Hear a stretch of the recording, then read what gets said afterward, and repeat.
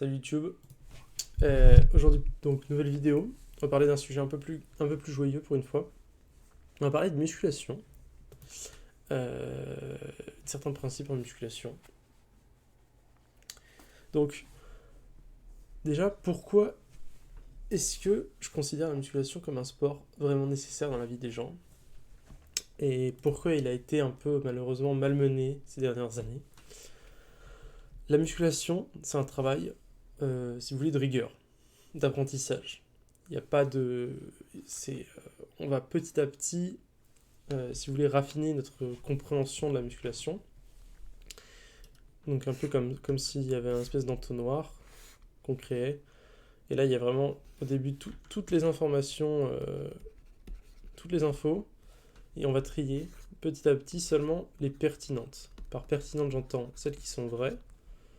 J'entends celles qui sont vraies. Mais dans celles qui sont vraies, celles qui nous concernent. Enfin, voilà. Donc pour ça, ça veut dire, par exemple, imaginons, c'est un exemple débile, mais et si s'entraîner au poids de corps, ça ne marche pas pour nous, alors ce ne sera pas pertinent. Donc c'est un exercice de longue haleine. Si vous voulez, ça fait 6 ans que je fais de la musculation et je suis toujours extrêmement mauvais. Mais c'est un sport qui est absolument nécessaire dans la vie des gens pour plusieurs raisons. Le fait de travailler de longue haleine comme ça, si vous voulez, ça vous rend quelqu'un de plus ça vous rend quelqu'un de meilleur en fait, aux yeux de la société. Parce que ça travaille votre patience déjà. En fait, ça va entraîner les vertus. Et ça, c'est important. D'accord? Quand vous faites de la musculation, vous allez devenir plus patient, euh, plus rigoureux. D'accord? Plus déterminé. Hop, je sais pas écrire. Quoi d'autre? Plus fort. Voilà. Donc vous commencez à voir, c'est un peu ce que j'appelle l'esprit du guerrier, moi. D'accord? C'est quelque chose qui s'est perdu de nos jours. Parce qu'on n'est plus confronté à des grosses difficultés. Et là, je reprendrai quelque chose que j'avais entendu sur lequel je suis plutôt d'accord. Ça fait un peu développement personnel, je suis désolé, mais les gens forts font des gens moyens, et les gens moyens font des gens faibles, et les gens faibles font des gens forts, en fait. C'est une espèce de cycle dans lequel, quand on est fort, on va créer un environnement facile. D'accord? On va créer un environnement facile. Quand on est moyen, on va créer un environnement faible. Et quand on est faible, on va créer un environnement fort. Et ce pourquoi? Tout simplement parce que quand on est fort, on provide en fait, si vous voulez. Tout ça, on le provide. Alors que le moyen, il provide un peu moins, et le faible, il provide rien. Donc si vous voulez, si vous êtes riche, votre enfant, il a plein d'argent, puis votre enfant, il a peu d'argent, puis votre enfant, il n'en a aucun. Donc il faut entraîner en gros ces enfants dans le dur pour que l'argent, par exemple, si c'est de l'argent, ne lui soit que profitable. Et c'est pour ça que les gens ne comprennent pas un principe qui est relativement simple, mais les fils de, de gens très riches, très c'est des gens qui souvent ont beaucoup de mal. Voilà.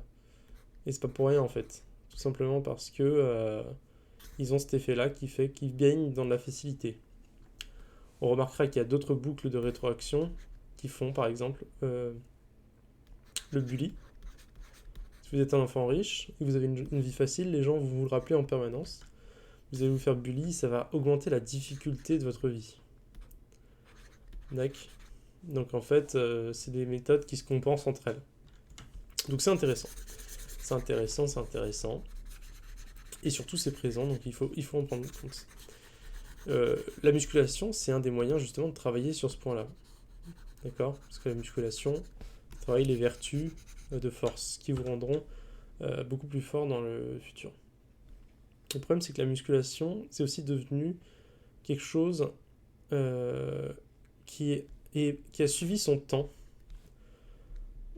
À un moment, c'était hardcore, si vous voulez. On disait, oui, il faut faut vomir, faut y aller comme un dur, etc. Et petit à petit, c'est devenu plutôt softcore, quoi. Où il faut dire, non, mais on se fait pas mal, etc. Dans la société, on accepte ce qu'on appellera le risque zéro. Le problème du risque zéro, c'est que le risque zéro, il est inadmissible que quelqu'un se fasse mal. Il est inadmissible que les gens s'égratignent, que les gens se cassent quelque chose. Alors que fondamentalement, c'est pas grave. Se casser un bras, c'est pas grave. Sauf dans les cas où ça casse, si vous voulez, les trajets nerveux, et dans ce cas, vous êtes paralysé, mais bon. La plupart des cas, quand vous cassez une cheville, vous n'allez rien avoir de spécial, juste un énorme plâtre. Donc, l'idée, c'est de se dire, voilà, je me suis entraîné à la douleur, je sais ce que c'est d'avoir mal, etc.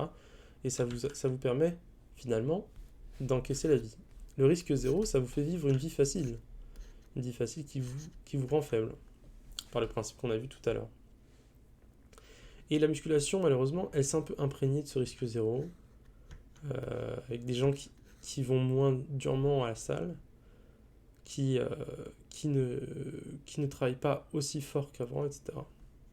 Sans parler de la perte de la testostérone chez les hommes, principalement. Voilà, donc on a plusieurs problèmes. Mais la musculation permet de travailler tout ça.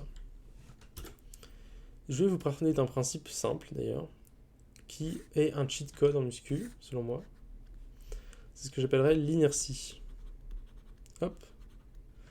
L'inertie, en gros, c'est d'arriver à avoir une espèce de linéarité. Bon, en vrai, c'est plutôt quelque chose racine carrée de x, quoi, logarithmique. Mais c'est garder une linéarité dans l'overload. Donc l'overload, c'est tout simplement le principe d'augmenter progressivement le poids pour gagner des muscles. D'accord? Donc là, par exemple, on commence à 10 kg et on finit à 100 kg. D'accord? Donc on aura progressivement overload. Donc ça, c'est le principe de base en musculation. En fait, il y a un facteur qui corrèle beaucoup, c'est le poids total que vous avez soulevé par une unité de temps. Donc si par exemple vous faites 10 reps à 10 kg, c'est comme si vous aviez soulevé 100 kg. Et si vous avez fait ça dans un mois, hop, ça vous fait 100 kg au mois et vous aurez des progrès très faibles. Quelqu'un qui soulèvera 10 fois 100 tous les jours, ça fera 1000 si vous voulez. 1000 divisé par... Enfin 1000 par jour. Donc pas divisé par 30. Donc en fait c'est beaucoup. Voilà. Et donc ça c'est le principe de base. Donc augmenter progressivement le poids, évidemment, ça va augmenter, hein, si vous voulez, le poids total que vous soulevez et ça va augmenter vos gains musculaires. Alors, il faut faire attention parce qu'il y a d'autres facteurs qui rentrent en compte, évidemment. C'est qu'un facteur corrélant. Si vous faites du surentraînement, si vous ne laissez pas le temps à votre muscle de se reconstruire, vous allez perdre, même en force, c'est possible. Donc, c'est un principe général. Il faut savoir l'appliquer. Et qu'est-ce qui se passe? Moi, c'est le principe de l'inertie, c'est de jamais être à fond. Parce que souvent, vous allez entendre que vous pouvez faire qu'on appelle ça de l'échec. Sauf que la maîtrise de l'échec, elle est très compliquée selon moi. La maîtrise de l'échec, elle est... il faut connaître bien ses limites. Et si par exemple vous faites 100 kg à fond, puis que toute la séance après vous ferez 50 kg, eh bien peut-être que le poids total, la charge totale, elle va diminuer. D'accord? Et ça peut être un problème. Donc il faut savoir quand est-ce qu'on veut faire du max. Par exemple, la dernière série de la journée, on peut toujours la faire au max si vous voulez, parce qu'il n'y aura pas de poids derrière. Donc ça, c'est un principe. Donc il faut faire attention à ne pas y aller forcément comme des débiles, mais de telle manière à ce que, selon moi, il vous en reste toujours un tout petit peu, de telle manière à ce que chaque fois que vous revenez à la séance prochaine, vous puissiez augmenter les poids, petit à petit. Donc, par exemple, imaginons, moi j'arrive à faire 12 tractions.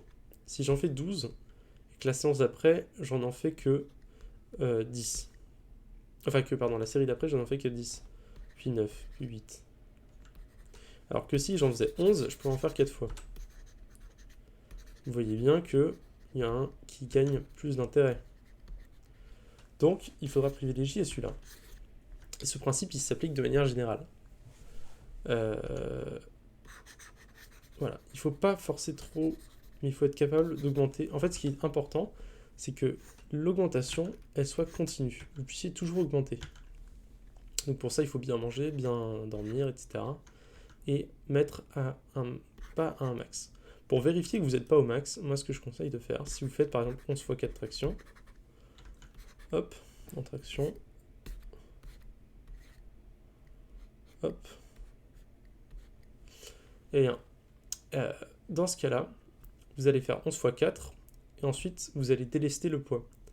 Pour délester le poids, bon, vous prenez un exercice qui recrute de la même manière le muscle, ou vous le faites sur une machine qui déleste, etc. Et vous allez voir un petit peu si vous en reste dans le caisson, quoi. Et c'est là que vous faites votre max. Donc c'est un principe d'intensification. Plus intensification. Voilà, vous faites votre intensification à la fin, sur la dernière série. Et si vous voyez qu'il vous en reste un petit peu, mais pas trop, c'est que c'est bien, ça veut dire que vous pourrez rendre plus difficile l'exercice la prochaine fois. Et donc ça vous permet de vérifier tout en allant pousser au maximum, parce que l'intensification, elle va augmenter les kilos max que vous soulevez, en faisant par exemple vous arrivez à faire à la fin 8 fois moins 20 kg sur les tractions, ce qui veut dire que vous aurez quand même gagné, si vous pesez 60 kg, vous aurez gagné 40 x 8, 320, non, attends, ok.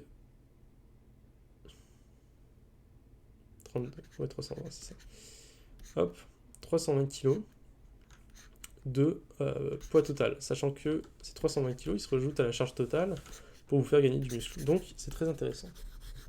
Et ça, ce principe de l'inertie, moi, je l'applique, et depuis que je l'applique, je suis en train de devenir vraiment meilleur. Et tous mes poids, en fait, continuent d'augmenter de manière progressive, et ça ne s'arrête jamais. Donc, c'est très bien.